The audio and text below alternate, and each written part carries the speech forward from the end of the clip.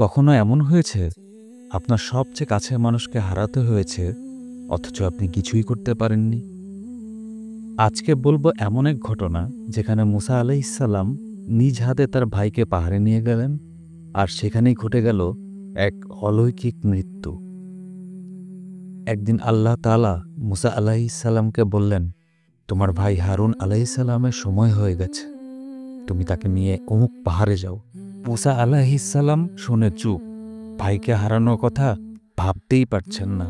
তবুও আল্লাহর নির্দেশ, তিনি হারুন আলাইহিসসালামকে নিয়ে পাহাড়ে উঠলেন। ভাইকে নিয়ে যাচ্ছেন, কিন্তু মনটা ভারী। হারুন আলাইহিসসালাম কিছুই জানেন না, শুধু ভাবছেন ভাইয়ের সাথে পাহাড়ে যাচ্ছি।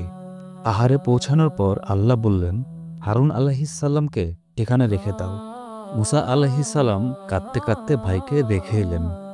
হারুন আলাইহিসসালাম কিছু বুঝে ওঠার আগেই আল্লাহ তার রূহ নিয়ে নিলেন। মুসা আলাইহিসসালাম নিচে যাওয়ার পর লোকেরা বলল, হারুন আলাইহিসসালাম কোথায়? মুসা আলাইহিসসালাম বললেন, আল্লাহ তাকে নিয়ে নিয়েছেন। লোকেরা বিশ্বাস করল না, বলল, তুমি ভাইকে মেরে ফেলেছ। মুসা আলাইহিসসালাম কেঁদে কেঁদে বললেন, আমি কিছু করিনি। তখন আল্লাহ ফেরেশতা পাঠালেন, হারুন আলাইহিসসালামের জানাজা দেখালেন। সবাই দেখল একটা পাহাড়ে জানাজা হচ্ছে, ফেরেশতারা অংশ নিচ্ছে।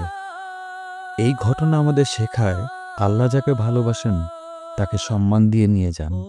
মৃত্যু আমাদের কাছে কষ্টের, কিন্তু আল্লাহর কাছে এটা রহমত। মুসা আলাইহিসসালাম ভাইকে হারালেন, কিন্তু জানলেন আল্লাহ তাকে নিজ হাতে নিয়ে গেছেন। কমেন্টে লিখুন, আল্লাহ যাকে ভালোবাসেন তাকে সম্মান দিয়ে নিয়ে যান। আর ভিডিওটা শেয়ার করুন যেন সবাই বুঝতে পারে ভাইয়ের ভালোবাসা আল্লাহর পরিকল্পনা আর মৃত্যুর রহস্য।